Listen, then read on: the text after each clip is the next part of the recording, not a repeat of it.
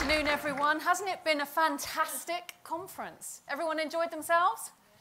Yes? Everyone feeling a little bit tired now? Yeah, we've noticed that the sun's gone down, maybe thinking about a glass of wine. Well, I want to round off the conference today by talking about you, okay? You're the most important people in the room. And I want to make 3 points. So the first point is that ABM is the most exciting place to be in business-to-business marketing today. The second point is that it delivers the most amazing results for your business and your shareholders. And the third point is that it is just going to supercharge your careers, okay? And I want to look at all of those 3 points over the next half an hour or so. We'll see how we go. Now, Andrea this morning very kindly plugged this book. Thank you, Andrea. I've written this book earlier this year. It was published by Kogan Page in March. I'm going to use a lot of the content of the book, so you don't have to rush out and buy it, in this presentation. And I'm also going to use 14 years of experience in ABM since I coined the term account-based marketing in 2003. And I have to say, I never expected at that time for other people to be running conferences on account-based marketing. So it's a really gratifying thing to see you all here today. Now, Malcolm Macdonald has been mentioned earlier by Joel this morning. He was my hero when I was studying marketing. That's how old I am, really old. Malcolm's 70 now, I think, or 79, is it? 79, he's 79. Anyone got Malcolm Macdonald's book on marketing planning? Yeah, it's a classic text. He's now sharing stages with Philip Kotler. Anyone read Philip Kotler when they were studying marketing? Of course we did. Malcolm is talking about ABM revolutionizing marketing. And when Malcolm says something like that, you listen. So why are all these people talking about ABM and ABM results? Well, you've seen it today. It delivers. I think every single person we've heard from has talked about how it delivers. And again, Andrea used this stat, Jessica used this stat, I think Robert used this stat in their sessions today. Essentially, 87% of marketers are saying they get higher return from account-based marketing. Now, that's just a headline stat, and actually strategic ABM, the one-to-one, gives higher returns than ABM Lite, as you'd imagine, and again, higher returns than programmatic, which in turn gives higher returns than bad marketing, but it's good marketing. So the figures do go down, but over time, these have been increasing, and the case for ABM has been improving. But what's underneath these figures? That's the most important thing to think about. And we saw Michael from Oracle earlier talking about his dashboard and what he measures. Andrea alluded to what she measures. We talk about the 3 R's. And I think this is why ABM is so exciting and why it's delivering great results. 84% of marketers say it improves significantly the reputation they have with their customers. Now, think about marketing. What do? We build shareholder value by building strong brands that mean that we can charge more than our competitors for the same thing year in, year out among customers who love us. That's reputation, folks. So this is getting to the core of what we as marketing do to drive shareholder value. So that's the first thing. 74% say it's improving the relationships we have. And again, I think everyone has talked about ABM improving relationships. And how many of you wish that you had more account managers or salespeople so that you could compete with the likes of IBM, folks like that? Anyone? Anyone got enough salespeople or account managers on the major accounts? No. So here we are. ABM can actually help you build relationships, keep relationships warm, while the account managers and sales teams can't get to the people they want to reach. So this relationship piece is really important. And if you're selling a company, often goodwill, which is essentially the relationships that your company has, make up an enormous amount of the price that you sell that company on. So 2 things shareholders care about: reputation, relationships, and of course the third one is revenue. So ABM increases revenue, and along with increases in profit and dividends, this is what people care about. So ABM is doing a cracking job, and actually it's repositioning marketing. The ability to deliver these three things is repositioning marketing in B2B companies. Any professional service marketers in here? Yeah, okay, well, I don't know how it is in your organisation, in your firm, but often professional service marketers are seen as the canapes and crayons team. I'm sure that's not the case with you guys. But what's happening in KPMG, for example, is through ABM, marketing is being repositioned in the firm. It's central to the firm, and it's seen as contributing to the pipeline and the growth of the firm. Completely repositioned. Now, KPMG in North America has been doing ABM for maybe 4 years now, so it's not a quick one-and-done, quick campaign.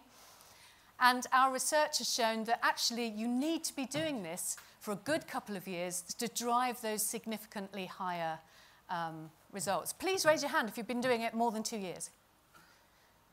Okay, not very many people. So this is uncharted territory for a lot of you, but you can do it.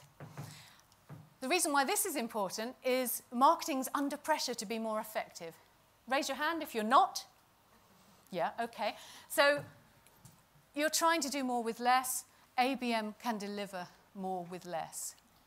So it's transforming marketing. It's bringing some great benefits to marketing, but it's also going beyond that. It's changing cultures. It's changing cultures across organizations.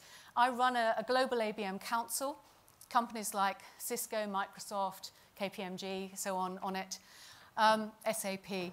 And one of those companies said last week that they are changing the way that they structure their go-to-market to ABE, account-based engagement.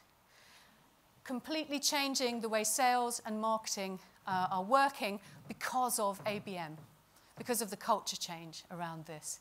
So this is serious stuff, marketing leading culture change in these companies. And we see companies like HCL, for example, talking about a real shift in the way that they look at clients. And I think a lot of, Michael, you said it earlier, Andrea, you said it earlier, moving from caring about what technology we've got to caring about what the client actually wants. So some real shifts going on here. Those two things, it's the best place to be, it's delivering results. How are you going to make it work? Let's talk about you now, and I just want you to reflect on all the great stuff we've heard today and think about, before you walked in here, what was working with your marketing, if you're not doing ABM already, that you could maybe take forward, what needs improving with what you're doing today, and what's next for you around ABM. And shock horror, I'd love you to just talk to the people around you for a few minutes and reflect on what you're taking out of this conference. So let's take 5 minutes, buddy up if you're sitting on your own, and just talk about what you're going to do tomorrow when you get back.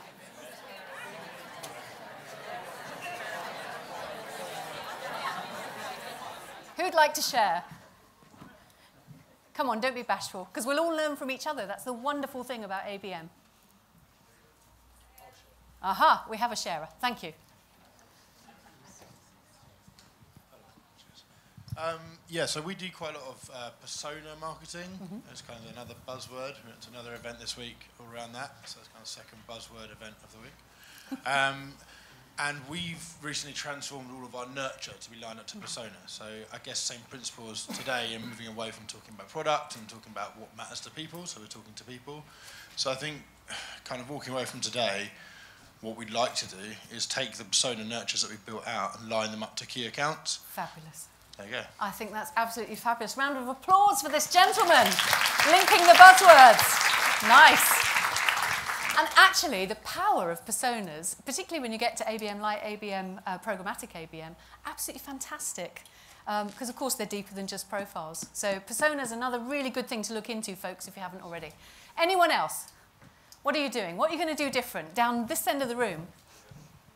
Thank you. Hello, I'm going to talk to my sales counterpart about joining up and having some shared objectives for next year that are client-focused, because I think that's the common ground that we've been scratching our heads about for the last year. So I'm going to cross the divide and talk to sales. Ooh, scary. Well done, that lady. Round of applause. talking to sales, and we've had several panels on that today, and I think everyone's mentioned that as one of the things to look out for in ABM, so that's fantastic. One more, maybe from the middle. One more sharer. Come on, someone must be doing something that they're inspired to do after today. Yes, thank you. We'll just get a mic to you. Hi.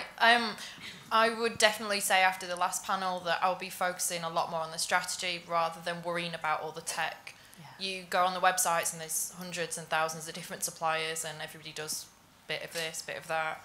So actually focusing on the strategy instead. That's fantastic. Yeah, and that last panel made it really clear, didn't it? Thank you very much. Round of applause for this lady here. Wonderful.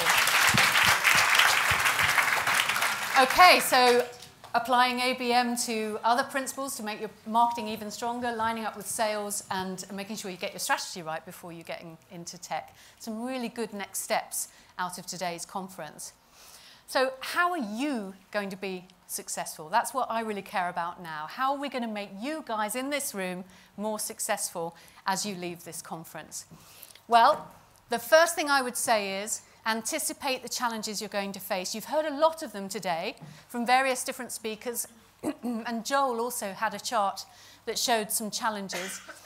The main one that we see is developing customizable assets and personalizing them for key contacts. And Michael gave a great example around his content syndication and the way that they do that at Oracle. SAP has just won an award from us for the way that they do that. They've developed 280 customizable assets that they deploy for different industries in different geographies around the world that can be customized. So think, as you're doing your strategy, think about how you're going to face that as you get into ABM. Educate people on ABM, that's the next challenge. It's an internal one, but it's absolutely crucial.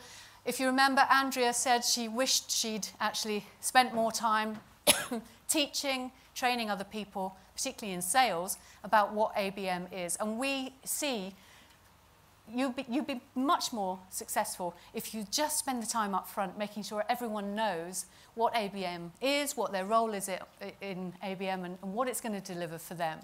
So do training, get a playbook together, maybe have an online module people can sit and look at, but definitely spend time educating. And then the bottom two are around budget and ROI, and I think the answer to that is to get with your salespeople, as you suggested, agree the metrics with your leadership and with your sales teams, but think about what's going to work for you. So anticipate some of these challenges, plan to scale, because once you start delivering ABM, your company will want more of it. Not necessarily with more resources for you. So develop tools and templates. Again, Michael gave us a great view of that. Adopt a blended approach. And this is really where I think the thinking, the strategy has to come in. How much strategic are you going to do? Is it relevant for you? How much ABM Lite will you do? And will you do programmatic, and how much of that? And how will that sit with your segment or mass marketing? You can do all three in the triangle that Joel showed us this morning, but you need to decide what's right for your organization. And I think that's something you do with your leadership team, with your sales team. Excuse me. And adding more resources is always a tricky one, but it's a way to scale. Andrea said it's hard to find resources, although she's got her eye on all of you in this room now, so that's fantastic. But finding people that have got the right skills can be really tricky. And you as individuals need to make sure that you have the right skills, either individually or in the team working with you. And yes, there's the 4 technical marketing competencies, but you need business acumen. You need to know how the business works if you're going to work alongside salespeople. You need to know how your business makes money. You need to know how to lead an account team to the right decision. You need to know how to lead cultural change, because ABM will start doing that in your company.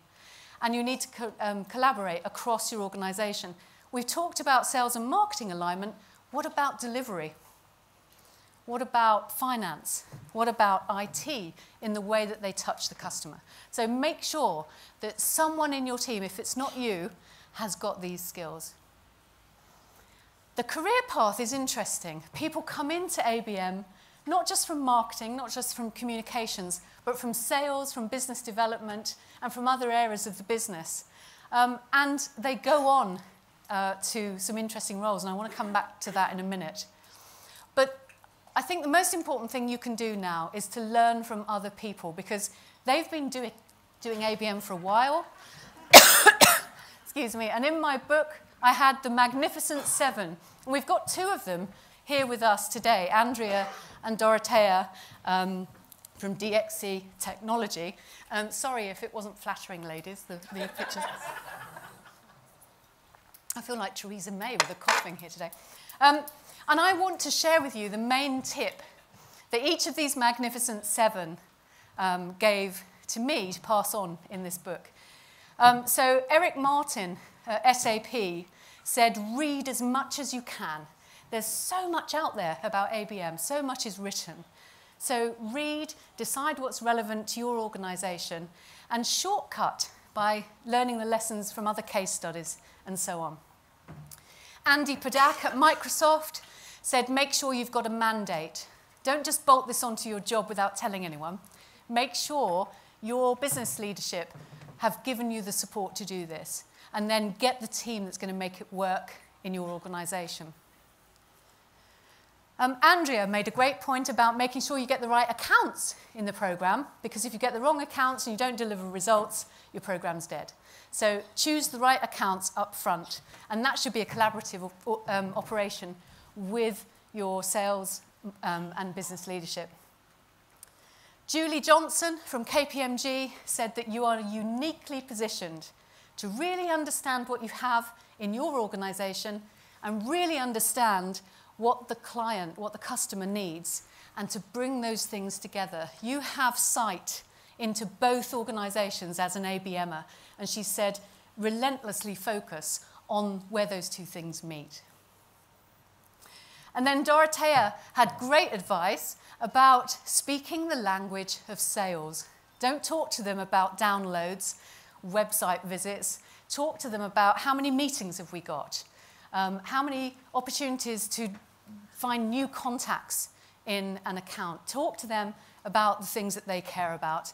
And Rayanne Rees from Juniper said, try carrying a quota, whether it's for pipeline or opportunities, or whether it's actually for sales in the account. Try getting your marketing people to carry a quota and know what that feels like. That means carry a sales target and have at least part of your salary or bonus linked to the results in that account. My favourite Magnificent Sevener, who isn't here today, is Dr. Charles Doyle, who was at Accenture back in 2002 when he developed client-centric marketing, which then went like wildfire all across Accenture. And his piece of advice, I think, is fabulous. He says, take the high ground from the start.